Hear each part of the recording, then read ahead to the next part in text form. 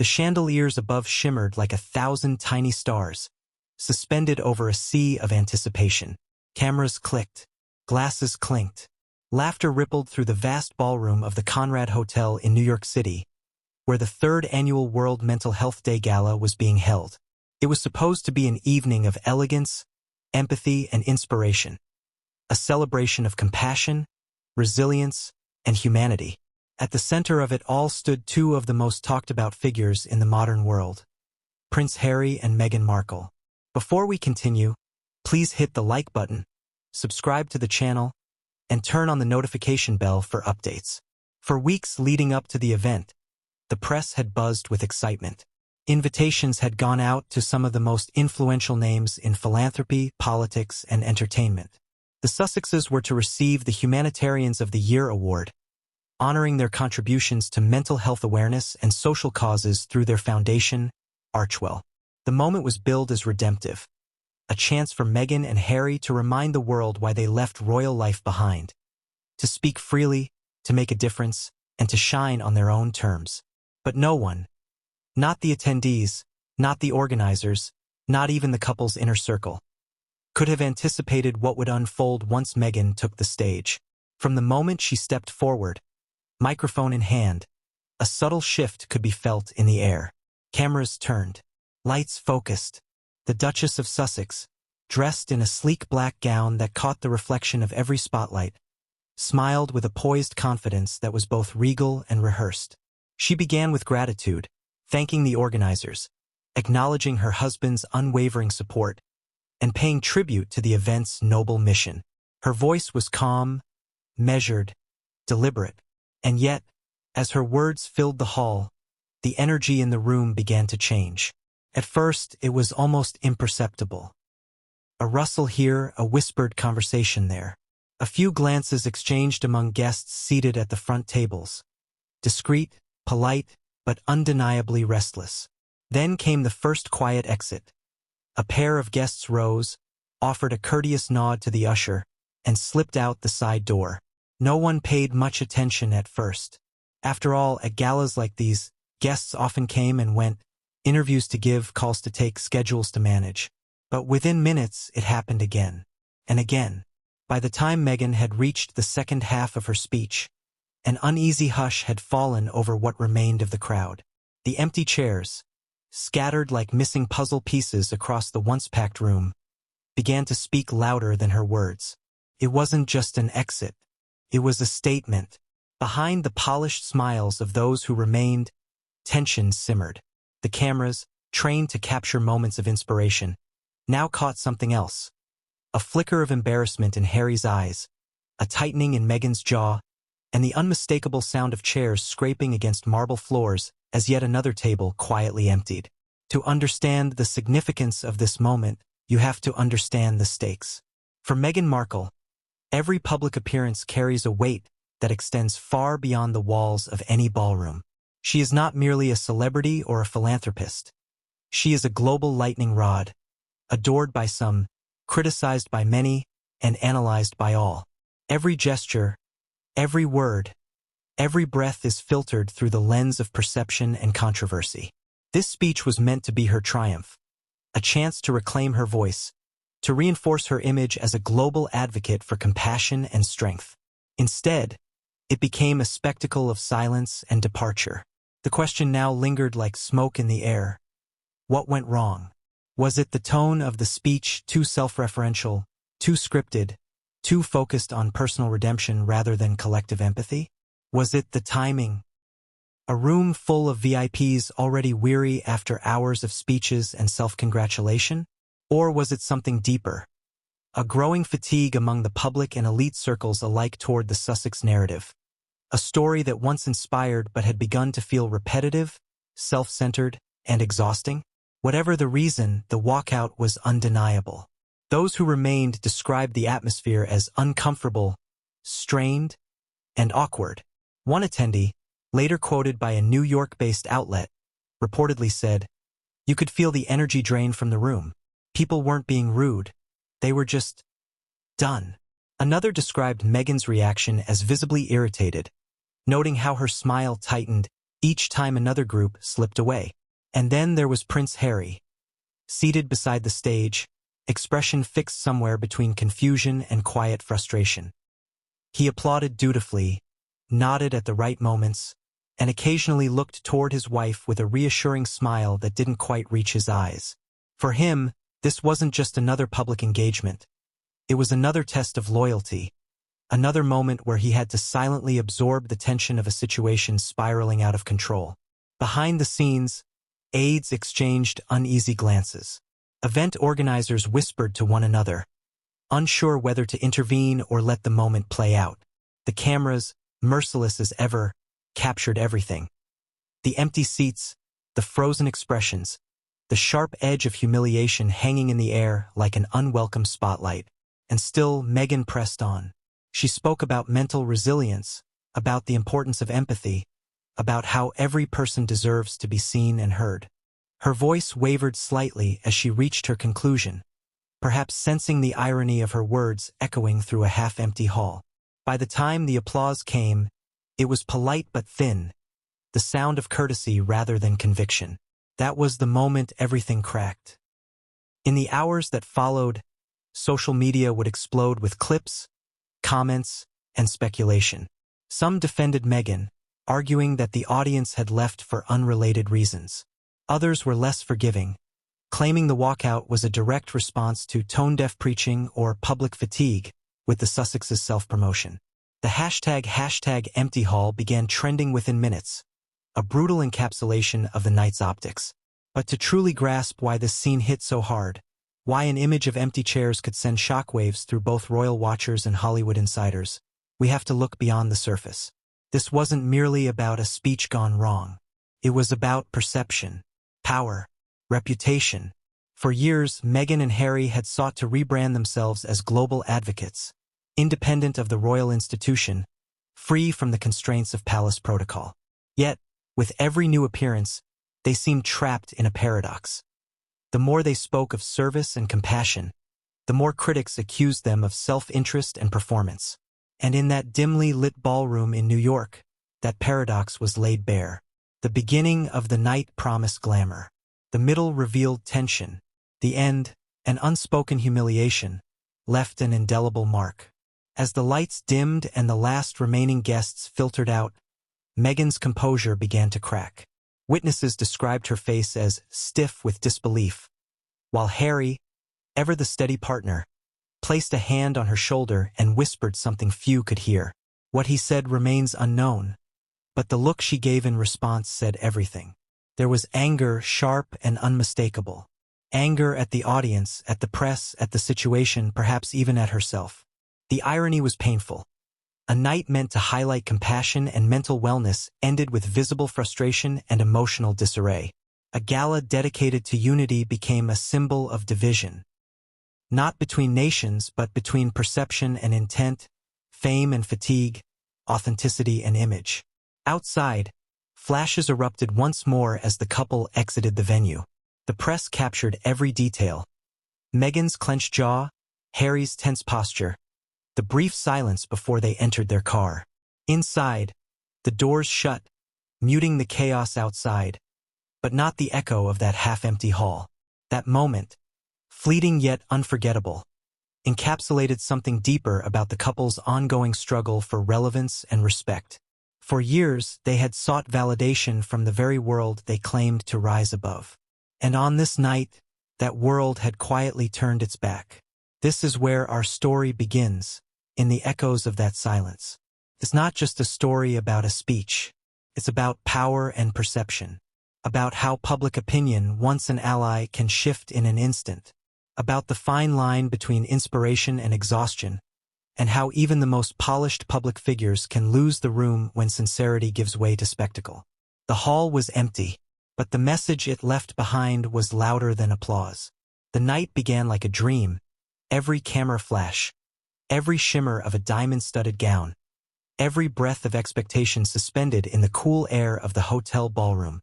The doors to the Conrad Hotel opened with ceremony as the guests began to arrive, each more dazzling than the last. The carpet beneath their feet was lined with reporters, photographers, and assistants clutching clipboards, all whispering the same name with hushed excitement: the Sussexes. For months, their appearance at the World Mental Health Day Gala had been teased as the evening's crowning moment. It was the couple's first major New York appearance in months, and the energy that surrounded it was electric.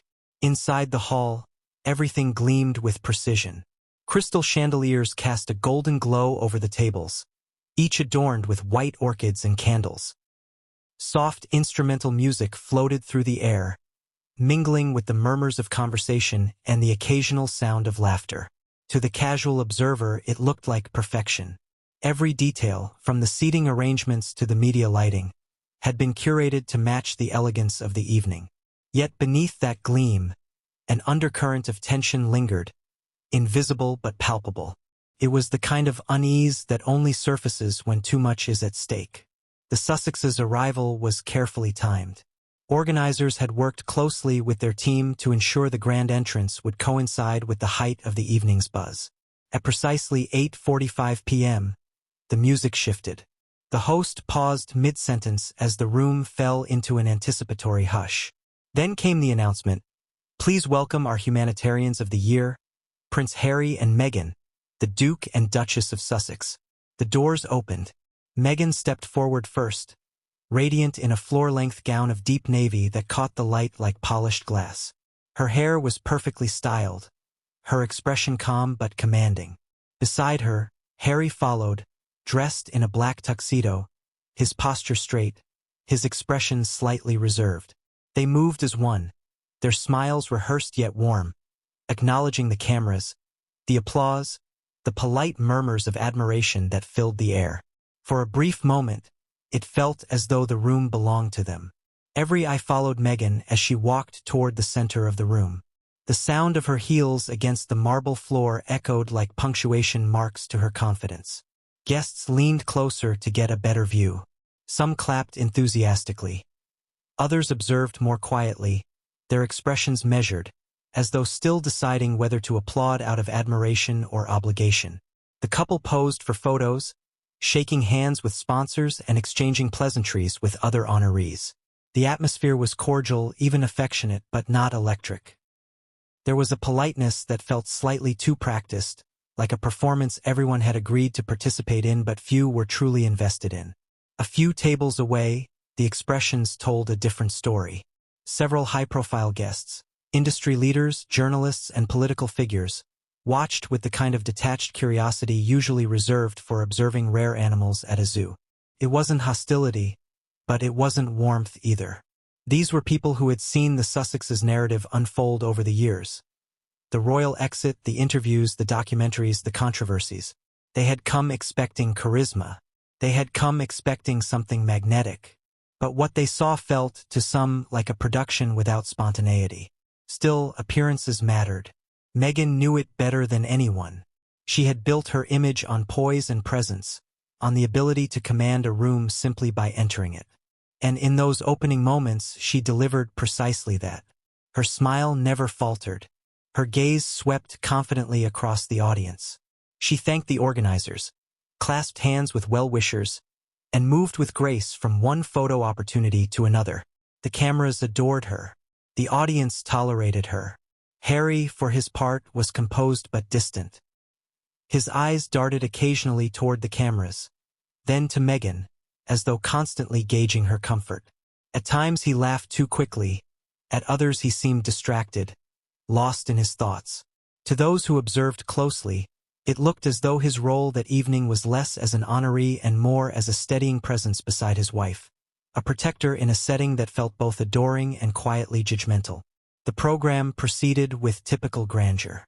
Speeches from previous honorees, performances from invited artists, short films highlighting mental health initiatives, all designed to celebrate compassion and awareness.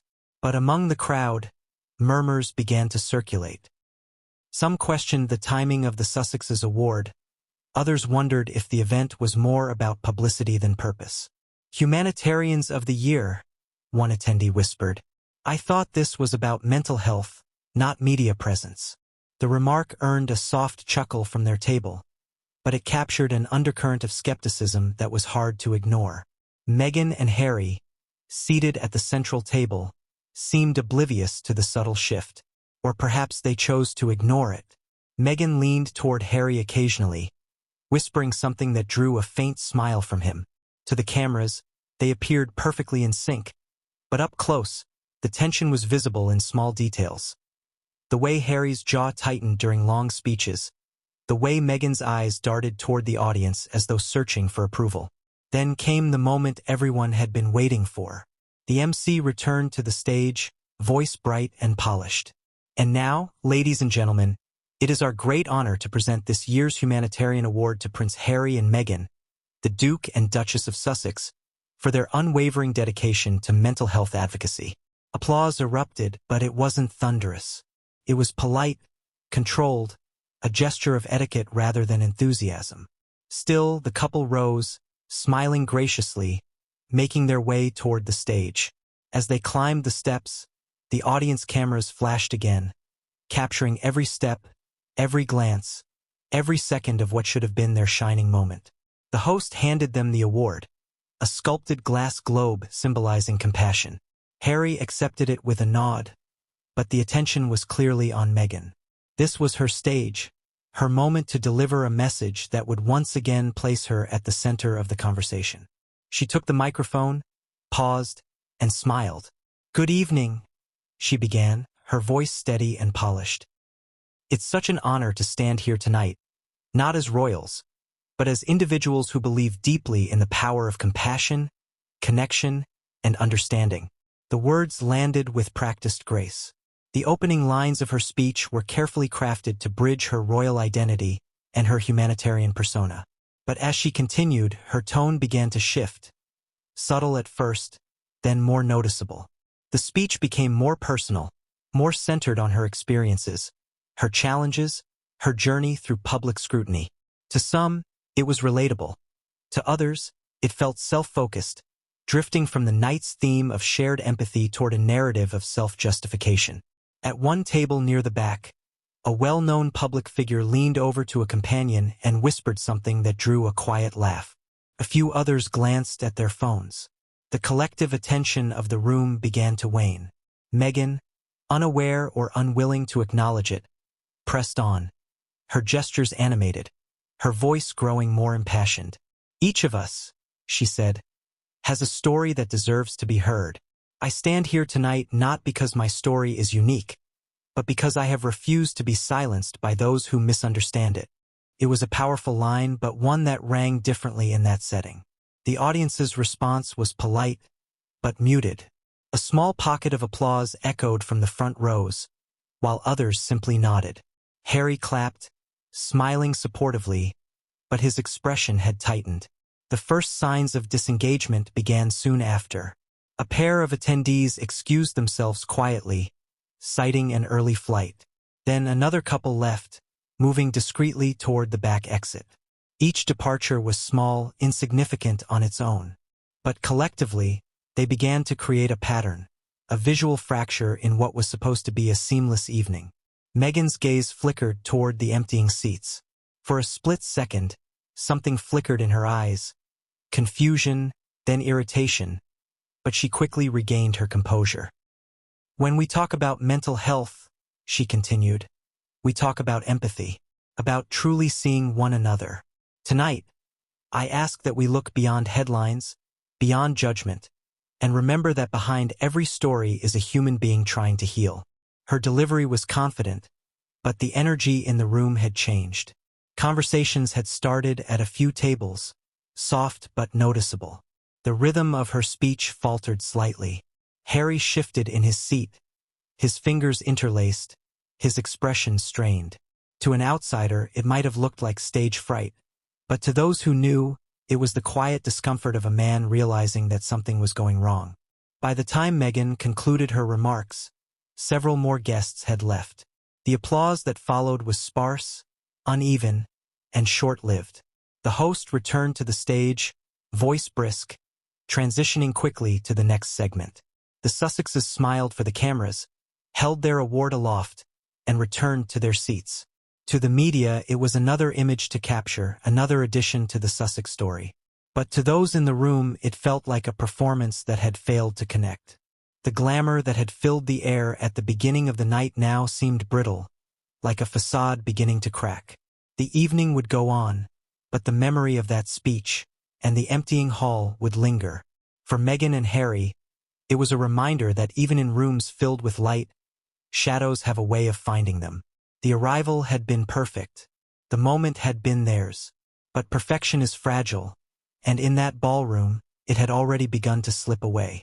The first 15 minutes after Meghan's speech began were filled with the faint hum of politeness, the kind of subdued attention that comes less from engagement and more from obligation. People smiled when she paused. They nodded when she emphasized key phrases. But behind those gestures lay a quiet impatience, like guests waiting for dessert to arrive at a dinner that had gone on too long. The mood inside the ballroom was beginning to shift, almost imperceptibly at first, but enough for those attuned to body language and atmosphere to sense it. The glamour that had defined the start of the evening was giving way to something heavier, something uncertain. By the time dessert was served, a handful of attendees had discreetly left the ballroom altogether. The chatter among those who remained turned from polite conversation to subdued gossip. Someone mentioned the look on Meghan's face, another commented on the exits, a third speculated how the media would spin the story, and though no one said it aloud, the consensus hung silently between them. The Sussexes, once symbols of rebellion and reform, now seemed trapped in the shadow of their own fame. For Meghan, the emptying hall was more than an awkward moment. It was a warning. The shift in the room mirrored the shift in the world outside it. The admiration that had once followed her into every space was now conditional, fragile, and fading fast. When the lights dimmed for the next segment, Meghan stared ahead, her expression unreadable. Harry glanced at her again, but neither spoke. Around them, the glitter of the evening continued. The laughter, the clinking glasses, the faint music, but it no longer sounded the same. The illusion of triumph had fractured. And for the first time that night, Meghan Markle seemed to realize that not every stage remains hers forever. The moment Meghan Markle rose from her seat to approach the podium, a hush fell over the ballroom. It wasn't the reverent silence that precedes inspiration. It was the kind of quiet that sits between curiosity and unease. Every eye turned toward her, every lens focused. The air carried that sharp, metallic stillness that descends before something important or disastrous happens. Her gown caught the light as she ascended the small platform, and for a second, the setting could have been mistaken for a royal engagement from years past. The poise, the composure, the subtle smile fixed upon her face.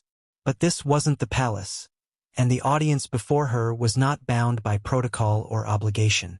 These were donors, executives, advocates, and journalists, people who had seen the spectacle of celebrity activism many times before. She reached the microphone, adjusted it slightly, and offered a gracious smile to the audience. "Good evening," she began, her voice warm, practiced, and steady. "Thank you so much for being here tonight, for standing together in support of mental health awareness. A cause that connects us all, no matter who we are, where we come from, or what we've faced." Her opening lines were safe, polished. A few guests nodded approvingly. For the first minute, her rhythm was strong. She had rehearsed this moment countless times, her tone alternating between empathy and authority. But as she continued, something subtle shifted. She began weaving her own experiences into the speech, stories of struggle, of finding courage, of standing firm against criticism. It might have worked in another context, but tonight it felt off balance. The gala was meant to celebrate collective effort, to shine light on others, yet her narrative drew increasingly toward herself. "When I was told I couldn't speak openly about what I was going through," she said, her voice tightening slightly, "I realized how many others must feel the same. That realization gave me purpose. It made me determined to ensure that no one else would ever feel silenced the way I once did." There was a pause, and polite applause followed. But it was short-lived. From one of the side tables, a faint whisper broke the silence. A woman leaned toward her husband and said softly, "She's turning it into a memoir again." The man gave a slight shrug, eyes still fixed on Meghan. His expression neither impressed nor dismissive, just tired. At another table, a philanthropist quietly typed on her phone beneath the tablecloth. A few seats away, a young mental health advocate glanced at the exit. They weren't being disrespectful. They were disengaged. Meghan's words were beautifully arranged, but they floated in the air without resonance, too polished to feel real. Still, she pressed forward, her tone rising with conviction. Mental health is not just about surviving. It's about thriving. It's about knowing that even when the world misunderstands you, you still have a voice. You still have power. As she spoke, Harry sat below the stage watching intently. His smile was faint but fixed. His hands were clasped tightly in his lap. Each time she gestured, his gaze followed her, protective, proud, but quietly anxious. He could sense what she couldn't, the growing disconnection between her words and the audience's energy. The camera operators kept their focus on the podium, skillfully avoiding the half-empty tables toward the back. Online, the live-stream comments were pouring in. "She looks stunning," one viewer wrote. Another added, "She's talking about herself again." The feed scrolled rapidly, a digital echo of the mixed emotions in the room. Inside the ballroom, the lights seemed harsher now, revealing small signs of restlessness. Guests shifting in their seats, glasses being refilled more often, side glances exchanged without words. Meghan took a deep breath and transitioned into what was meant to be the emotional centerpiece of her speech. Her tone softened, her expression grew more earnest. "There were days," she said, "when I felt completely unseen, when my voice was dismissed, when my compassion was questioned, when my truth became someone else's headline. But through those moments, I found strength in knowing that I was not alone. That's what tonight is about, remembering that none of us are ever truly alone." The line hung in the air, heavy with sincerity. A few scattered claps followed, echoing awkwardly against the ballroom walls. A guest near the back whispered to another, "She means well, but it feels so rehearsed." It wasn't that the words lacked meaning. It was that the emotion behind them felt curated. Meghan had mastered the art of presentation. Perfect posture, perfect cadence. But tonight, perfection was working against her. The audience wasn't moved. They were observing. She tried to connect by introducing anecdotes from her and Harry's work through Archwell, recalling visits to mental health organizations and youth centers. "We met young people," she said, "who told us they felt forgotten, isolated, hopeless. And yet, in their eyes, there was still light. That light is what drives us every day." She glanced toward Harry, offering a small smile. He returned it, but his eyes betrayed worry. The speech continued, stretching longer than the program had allotted. A stagehand near the wing looked nervously at the event director, who whispered, "Let her finish. We can cut the next segment shorter." The director nodded but frowned. The schedule had been tight already, and every extra minute added to the guests' fatigue. At the 5th or 6th minute mark, the first noticeable departure occurred. A man in a gray suit stood slowly, murmured something to his tablemates, and began walking toward the exit. Another followed.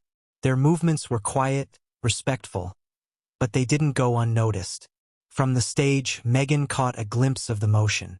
Her expression didn't change, but the rhythm of her delivery faltered for a heartbeat. She recovered instantly, smiling slightly wider, raising her tone by half a note. "And that's why this evening matters," she continued. "Because we are stronger when we come together, when we refuse to be divided by labels, or judgment, or misunderstanding." More polite applause, more glances exchanged among guests. A journalist sitting near the front later described it as watching someone perform a role they've played too many times. There was no malice in the remark, just fatigue. The sense that Meghan was no longer sharing a message but defending an image. Harry shifted again, crossing his legs and leaning forward, his face partially in shadow. The applause faded quickly, replaced by a soft murmur of conversation at the back of the hall. Waiters moved discreetly, clearing glasses, avoiding the eyes of the couple on stage. Meghan pressed on, voice unwavering. "When I was younger, I was told that compassion could be a weakness," she said. That kindness could be exploited. But I've learned that compassion is courage. It is power in its purest form. It was a strong line, but it was too late. A section of the audience was already drifting away. The exits were discreetly placed, but each opening door sent a sliver of light cutting across the dim hall. The sound of heels on marble echoed faintly, and those who remained began to notice.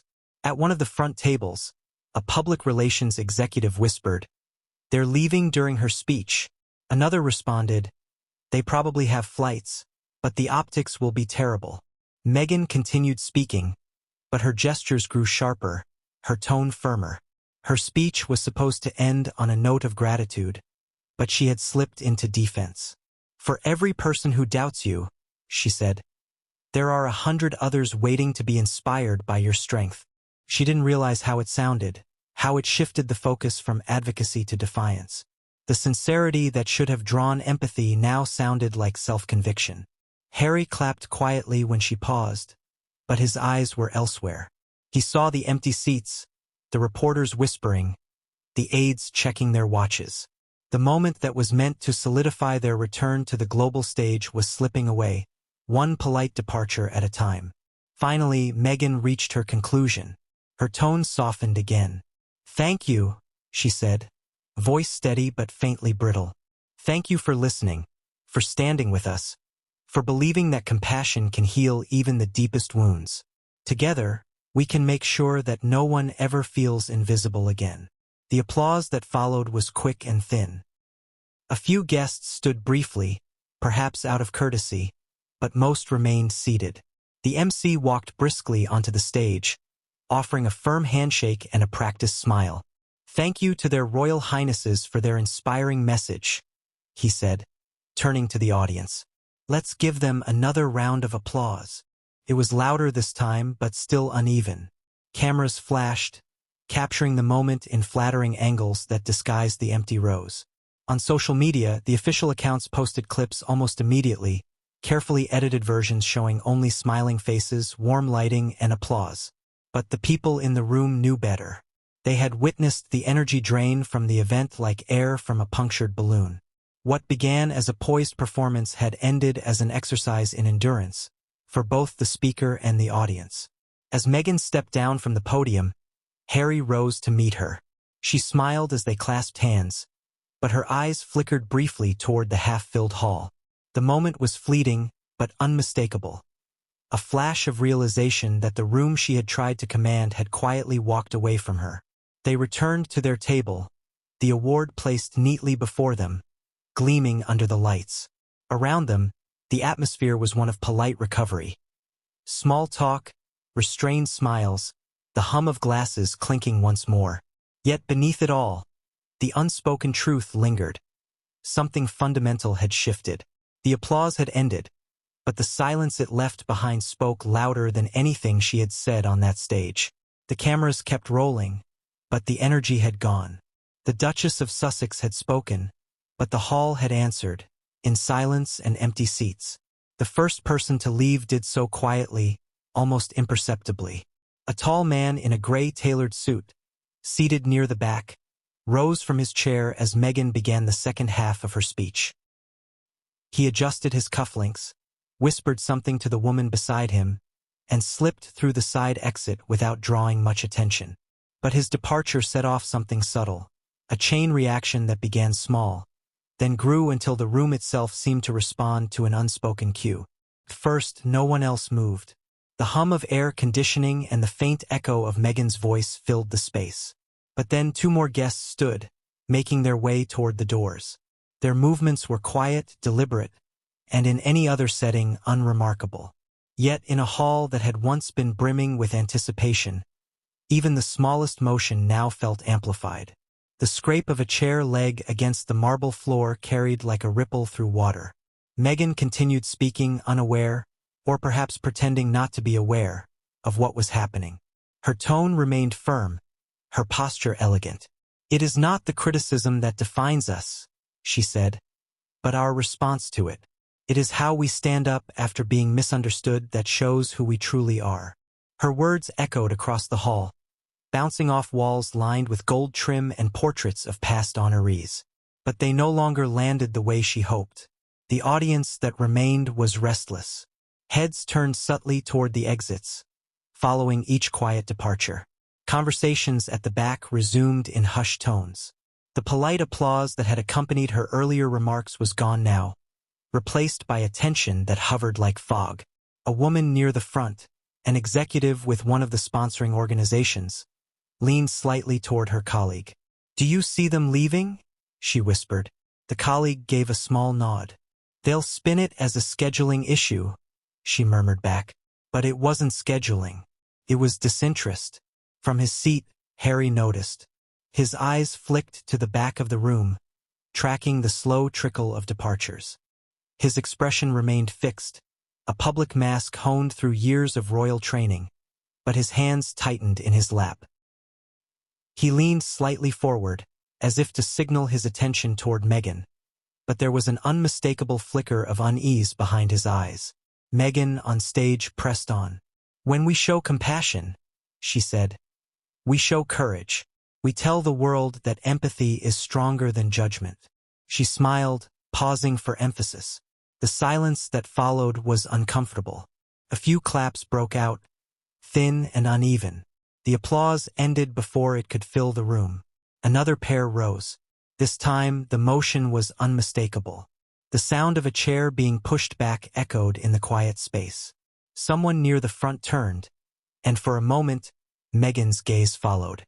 Her expression didn't falter, but a muscle in her jaw twitched. Still, she carried on, her voice slightly higher now, the cadence quicker. "We are here tonight not just to celebrate, but to reflect," she continued. "To ask ourselves how we can be better, kinder, more open to understanding one another." From where the cameras stood, none of it was visible. The lenses were focused on her face, the stage, the soft glow of the backdrop that read World Mental Health Day Gala. To the online viewers, it looked like an inspiring speech to a captivated crowd. But those inside the hall knew the truth. Each passing minute deepened the disconnection between the woman on stage and the audience before her. By the time 10 guests had quietly left, a low murmur had spread. The event coordinators exchanged uneasy glances. One whispered to another, "We can't stop them. Just make sure the cameras don't pan wide." A young photographer, crouched near the stage, noticed Harry's posture. Rigid, tense, his gaze occasionally flicking toward Meghan, then back to the departing guests. "He knows," the photographer thought. "He can feel it." Meghan continued her speech with visible determination. "For me," she said, "the journey toward advocacy began with one truth, that no matter how loud the world becomes, your inner voice must remain louder." It was meant to be empowering, but to some it sounded self-referential, another veiled defense of her public controversies. A few tables away, a man whispered, "She's losing them." His companion nodded, eyes still on the stage. They were never really with her. The exits were now in motion. It wasn't an exodus, not yet, but a steady drift. People rose in twos and threes, moving gracefully, as if to minimize attention, but the pattern was unmistakable. The seats closest to the exits emptied first. The sound of heels clicking across the floor became a rhythm. Harry swallowed hard, glancing at the rows of emptying tables. Meghan's voice filled the silence with growing urgency. "There will always be those who question your purpose," she said. "But your purpose is not theirs to define. It is yours and yours alone." The irony of the moment hung heavy in the air. Her call for connection came as the room itself disconnected from her. The words, together, compassion, and unity echoed through a hall where people were quietly leaving one by one. At one of the front tables, a journalist from a British outlet observed the scene with fascination. He scribbled in his notebook, "Audience thinning." Meghan unfazed, Harry tense, optics disastrous. The sound crew exchanged worried looks. The lead technician whispered, "Should we fade her mic if it gets worse?" The director shook his head. "No, just keep the focus tight." As the speech neared its end, only about 2/3 of the audience remained. Empty chairs glared under the stage lights. Meghan glanced briefly toward the back, just long enough to register the sight, before returning to her closing remarks. "There will be challenges," she said, voice trembling just slightly now. "And there will be moments when it feels like no one is listening. But even in those moments, know that your courage is enough." The silence that followed felt long, too long. Then came the clapping, scattered, hesitant, polite. It was applause for the effort, not for the emotion. Harry rose to join her on stage as the host reappeared, his expression fixed in a smile that seemed practiced to the point of strain. "Thank you to their royal highnesses for those beautiful words," he said quickly. "Truly inspiring." Meghan smiled for the cameras, shaking the host's hand. The flashes went off in bursts of white light, each one freezing the moment in a way that looked triumphant, but only in still images. As she and Harry descended from the stage, the murmurs resumed. "What happened?" someone whispered. People started leaving halfway through. Was it the speech? Or just the timing? Doesn't matter, it's the story now. The event staff tried to regroup. A senior coordinator walked briskly through the side hall, instructing photographers to focus on the afterparty. "No wide shots of the ballroom," she said sharply. "Stick to portraits." Back near the couple's table, Meghan and Harry sat down again. She kept her posture straight, her expression composed. Harry leaned toward her, whispering something. She nodded once, eyes fixed ahead. To anyone looking from afar, they appeared calm, dignified. But up close, the tension was visible. The faint quiver of Meghan's hand as she adjusted her glass. The way Harry's jaw clenched every time another group of guests rose to leave. When dessert was served, the hall looked different. What had been a packed room an hour earlier was now scattered with empty chairs and half-finished wine glasses. The waitstaff moved quietly, collecting plates, pretending not to notice the obvious. Meghan stared down at her plate, untouched. Harry shifted beside her, trying to smile when others passed by to congratulate them. But his eyes betrayed something else, resignation. The gala wasn't over, but their moment was. The night that had been planned to reinforce their image as global advocates had become something entirely different. A symbol of disconnection, of words that no longer inspired, of a brand that had lost its rhythm. Outside the venue, cameras still waited. They would capture the couple's exit. The smiles, the waves, the perfect lighting. But inside, the damage had already been done. The hall that had once echoed with applause now stood in silence. The empty chairs told the story better than any headline could. When Meghan finally rose to leave, she did so with her chin high and her expression unreadable. But the look in her eyes as she glanced one last time at the rows of vacant seats said everything. The realization that the applause had stopped not because the speech had ended, but because the audience had already decided to leave before she finished. And in that moment, under the harsh white light of the chandeliers, Meghan Markle, the actress, the Duchess, the humanitarian, faced the one truth she had always tried to escape.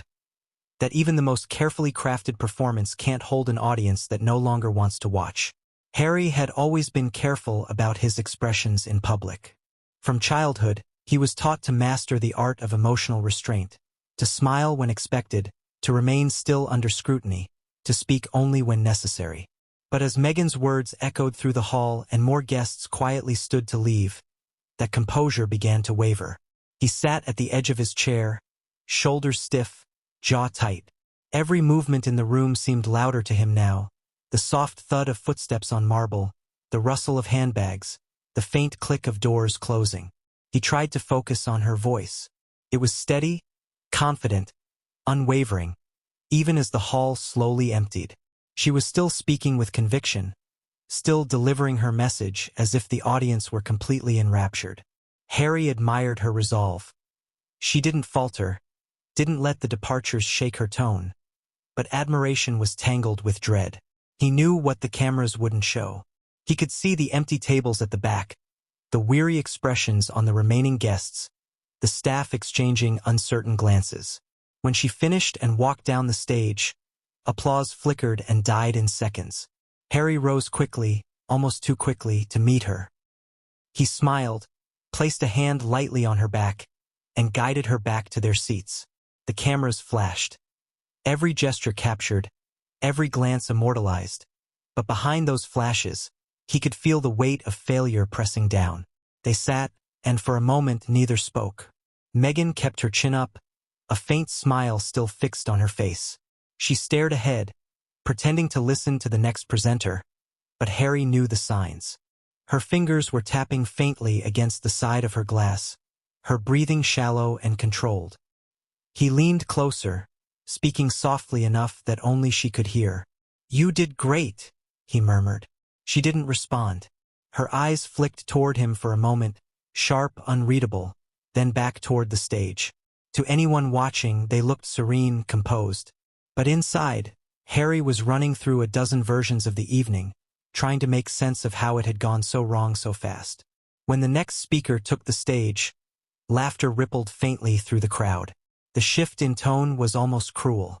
The energy that had vanished during Meghan's speech suddenly revived, as if the room had been holding its breath and was finally allowed to exhale.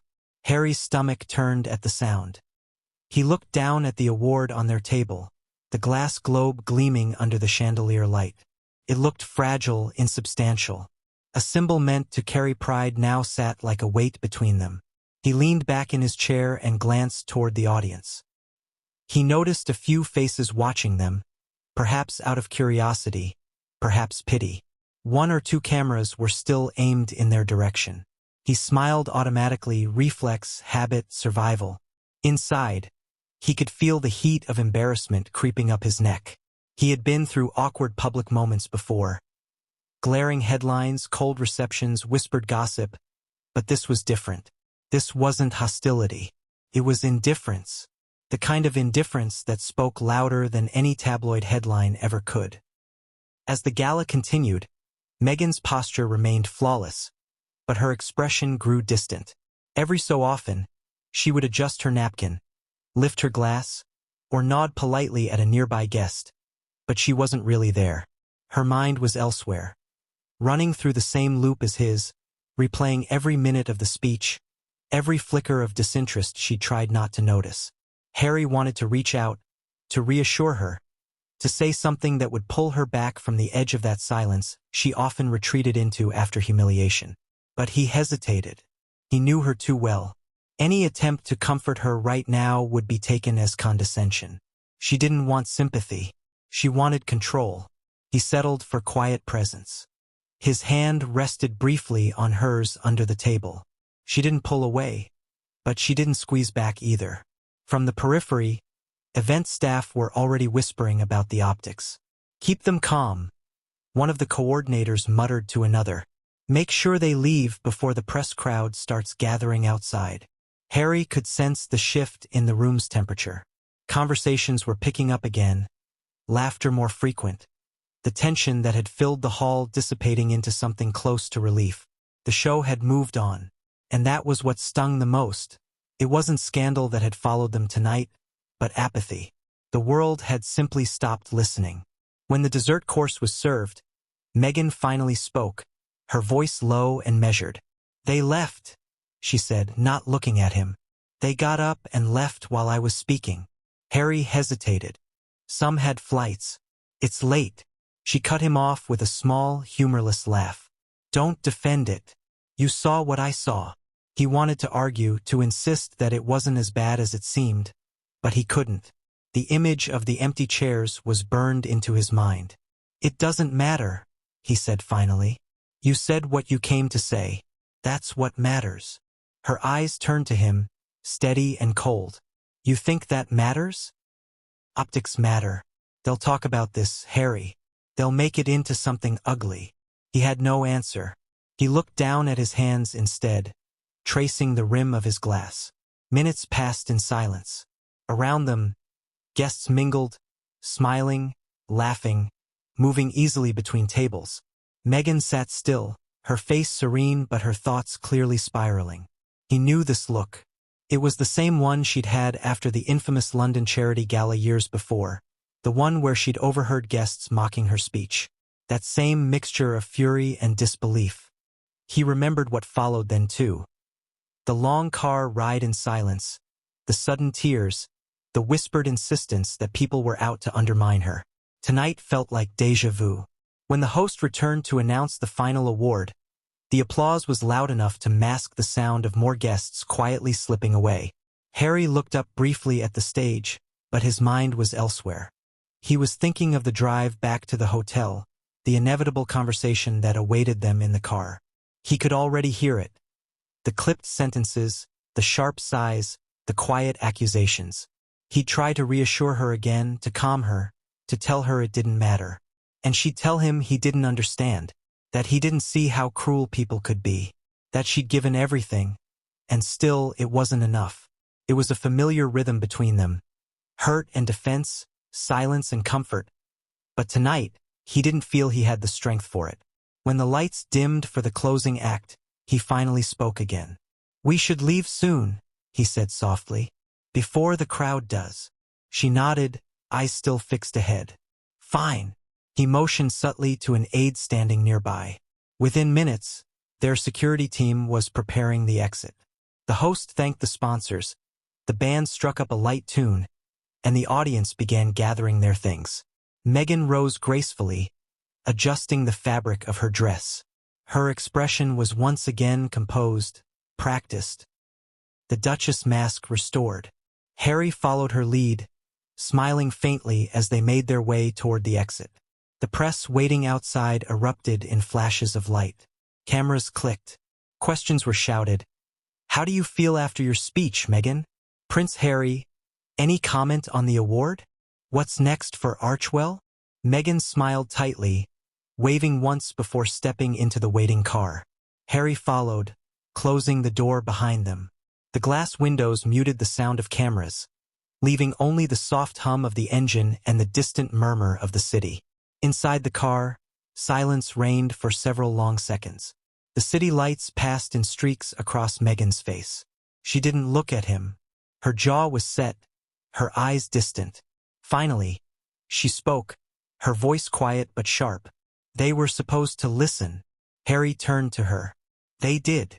She shook her head. "No, they didn't." He didn't argue. There was nothing to say that would make it better. She looked out the window, her reflection framed by the glitter of passing lights. "They think I'm the problem," she murmured. "No matter what I say, they've already decided who I am." Harry's chest tightened. He wanted to tell her it wasn't true, that people just needed time, that the narrative could change, but he couldn't bring himself to lie. Not tonight. Instead, he reached for her hand again. This time, she let him hold it. They drove in silence for the rest of the ride, the city slipping by outside, the award gleaming dully in Meghan's lap. To the world, it would look like another glamorous night. Two philanthropists honored for their humanitarian work, stepping out in grace and style. But inside that car, the truth was heavier. The applause that had once followed them everywhere had faded into polite silence, and the cheers had been replaced by the sound of footsteps quietly leaving the room. For the first time, Harry understood something that had eluded him before. That fame, once fractured, is almost impossible to repair, and that the real cost of their crusade for independence wasn't rejection or controversy. It was indifference. When the car finally stopped outside their hotel, Meghan took a deep breath, fixing her expression once more. She turned to him and said quietly, "Tomorrow, we spin it differently." Harry nodded, but deep down, he knew that no amount of spin could change the truth. The world had watched, the hall had spoken, and its silence was deafening. The cameras outside the Conrad Hotel didn't miss a beat. As the black car carrying Meghan and Harry disappeared into the night, dozens of flashes erupted from the curbside, capturing every frame of their departure. Meghan's expression composed yet cold, Harry's face set in grim stillness. To the photographers, it was just another royal-adjacent spectacle, another story to sell to an audience that could never quite look away. But inside the photo feeds, something different was happening. Something slower, quieter, more damaging. The story of the night was already writing itself. By the time the couple's car reached their hotel, the first social media posts were live. A video clip, just 22 seconds long, began circulating on X and Instagram. The caption read, Half the audience walked out during Meghan Markle's speech at tonight's mental health gala. It wasn't from an official source, not even a journalist, just an attendee who'd filmed a short segment from the back of the hall. But the imagery was, on one British tabloid's internal chat, a producer typed, "Get all available footage of tonight's gala. This is going to explode." Another replied, "We've got one angle showing at least 15 empty seats. Run with it." The images began to flood timelines, each slightly different, each carrying its own narrative spin. Some zoomed in on Meghan's face, her smile frozen mid-sentence. Others widened the frame to highlight the empty tables behind her. Every frame told the same story, the speech that couldn't hold the room. By the time dawn began to break over London, major outlets were publishing headlines that left little room for interpretation. Guests walk out mid-speech as Meghan Markle accepts humanitarian award. It was painful to watch. Attendees describe awkward scene at New York Gala. Empty chairs and cold stares. The Duchess loses the room. The tone was brutal, surgical in its precision. No lies, just carefully framed truths. The kind of reporting that destroyed reputations without ever saying anything explicitly cruel. In one particularly viral column, a journalist wrote, "What should have been an inspiring evening ended in an uncomfortable silence." The Duchess of Sussex delivered a speech that seemed to miss its mark, as guests quietly excused themselves. Perhaps the fatigue is mutual, between Meghan Markle and the world that once hung on her every word. Harry saw the headlines early the next morning. He had been awake since dawn, scrolling through his phone as the light crept through the curtains of their suite.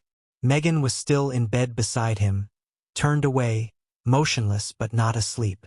The air in the room felt heavy, the stillness of two people bracing for a storm they already knew was coming. He tried to shield her, at least for a few moments, deleting notifications, setting his phone face down. But she always knew. The rhythm of scandal had become too familiar. Silence was never a good sign. "What are they saying?" she asked finally, her voice flat. He hesitated. "It's nothing new." She turned over, eyes sharp. "Show me." He wanted to refuse, to protect her from the worst of it, but he knew better. Slowly, he handed her the phone. She scrolled in silence for a long time. Her eyes moved quickly, scanning the headlines, the screenshots, the clips.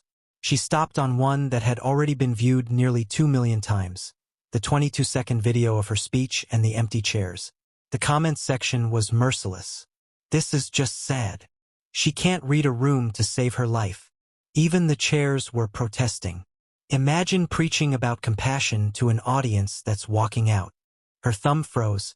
The color drained from her face, replaced by that distant calm that Harry had come to dread. The calm that always came before the anger. "They're twisting it," she said finally, her voice tight. "That clip doesn't show what really happened. People left early, that's all. They're making it look like a walkout." Harry didn't answer. She turned toward him. "You were there. You saw how they were, how they looked at me. You saw the energy. It wasn't like that." He wanted to agree, but he couldn't find the words. His silence said more than any lie could. Her eyes narrowed just slightly. "So you think they walked out because of me?" "No," he said quickly. I think people are cruel. They want to see you fail." She exhaled, sitting up. "They've been waiting for this. One awkward night, one bad angle, and they'll make it look like the end of the world." Downstairs, in the hotel lobby, journalists had already gathered, waiting for any sign of the couple. Harry's security team was monitoring the situation from the hallway. The coverage was spreading faster than they could control. CNN ran a short segment on the morning broadcast. While the Sussexes received the Humanitarians of the Year award, online footage of the event appears to show many guests leaving during Meghan's speech. Representatives for the couple have not yet commented. By noon, Archwell's communications team was in full crisis mode. Draft statements were being exchanged in private group chats. One aide suggested downplaying the viral clip entirely. "Ignore it. The story will fade if we don't feed it." Another proposed a softer countermessage. Emphasized that Meghan's message about empathy resonated deeply with those who stayed, but Meghan wanted control. "We're not ignoring it. she said, pacing the suite. We respond. We show the full room. There were hundreds of people there, we show that. The team scrambled to find alternate footage. Wide shots that captured applause, smiling faces, full tables. The problem was, there wasn't much. The professional photographers had focused on close-ups. The lighting crew had dimmed the background for aesthetic reasons. There were few usable images that contradicted what the viral videos suggested. Late that afternoon, one of the staffers finally found a short clip from the official event livestream that showed a fuller crowd, but only during the introduction, before Meghan had begun speaking. Meghan approved it immediately. Use that, she said. Caption it. A beautiful evening celebrating compassion and community. That's the message. The clip was posted to Archewell's official social media pages within the hour. The caption was calm, positive, deliberately uncontroversial. But it didn't work. The replies flooded in instantly. Nice try, but we saw the real video. Different angle, same story. Compassion left the building before she finished speaking. By evening, mainstream outlets began dissecting the couple's silence. And then their response. Public relations experts were interviewed. Analysts debated whether the Sussex brand was losing its grip. The story was no longer about the speech itself but about perception, about whether the public still cared to listen. The Daily Mail published a follow-up titled, Sussex Spin Backfires as Public Mocks Attempt to Downplay Gala Walkout. The Telegraph ran a commentary piece that read, For the Sussexes, empathy has become theater. And last night, the audience simply walked out. Across the Atlantic, American entertainment shows picked it up too. On morning talk shows, hosts joked gently, showing side-by-side clips of Meghan's speech and the empty hall. Ouch, one said, chuckling. You know you're in trouble when Compassion Night turns into a ghost town. Even the usually sympathetic outlets treaded carefully. Variety's article was neutral but unsparing. Despite a well-crafted speech, Meghan Markle struggled to hold the room at last night's World Mental Health Day Gala. By now, the story had escaped containment. It wasn't just a news cycle, it was a meme, a metaphor. The image of Meghan speaking passionately to empty chairs had taken on a life of its own. Shared across platforms with captions like, Empathy.exe stopped working, and when you give a TED Talk no one asked for. Inside their hotel room, Meghan watched it. Outside, the city lights flickered over the skyline. Somewhere, another notification buzzed on her phone, another article, another clip, another opinion. The cameras had captured everything that night. Not just the images of her on stage, but the slow unraveling of control, the moment when influence met fatigue, and applause gave way to silence.